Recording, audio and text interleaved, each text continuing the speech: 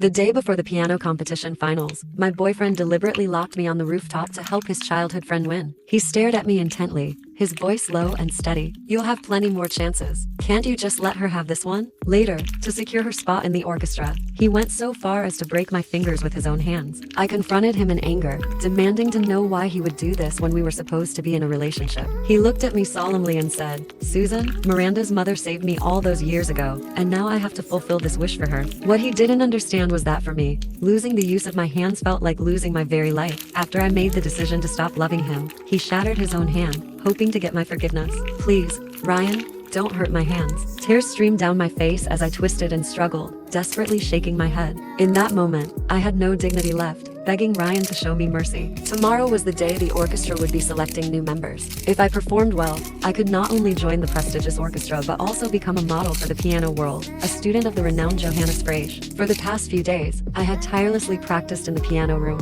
hoping to seize this once-in-4-year opportunity. This was not just my dream, it was the dream my late mother had for me. The long-awaited moment was finally almost here. But my boyfriend, Ryan Menzie, was doing everything he could to pave the way for his childhood friend, Miranda Santos. Right now, he was having 2 bodyguards hold me down while he intentionally hurt my hands, also that I couldn't attend the orchestra's audition tomorrow, clearing the way for Miranda to win the competition. I knew Ryan had a soft spot for her, but I never imagined he would go this far. Even though he heard my pleas, he kept his face dark, holding up a chair and slowly walking toward me. He looked at me and said, "I'm sorry, Susan. You're a genius, and you've always had it easy. You don't understand how hard Miranda's journey has been. You'll have plenty more chances. Can't you just let her have this one?" Was Miranda's path really so difficult? Was mine any easier? I stared at him in disbelief, my heart aching. "So, you're going to break my hands just for her? Do you remember when you promised to protect me, to cherish me for life? But now, for Miranda, you're going to do this to me." At my words, Ryan froze, his expression wavering. I could see his hesitation, and a glimmer of hope sparked in my heart. I quickly added,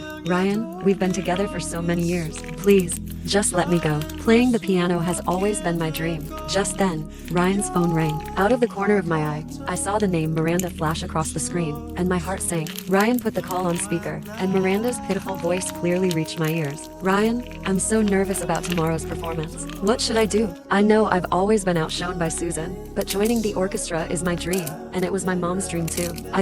Hearing Miranda's voice, Ryan's eyes softened with pity. He lowered his voice and comforted her. "Don't worry, I'll help you." My eyes widened in disbelief, and the sense of unease in my chest grew stronger. After hanging up, Ryan's gaze toward me turned cold again. "I'm sorry, Susan. Miranda's mother saved me all those years ago, and now I have to fulfill this wish for her. Don't worry, I'll make it up to you." I trembled with fear, barely able to speak. "Ryan, why you can't do this to me?" Ryan raised the chair in his hands, and with a swift motion, brought it down on me, his eyes cold as they met mine. I was paralyzed by the fear in my eyes, unable to move.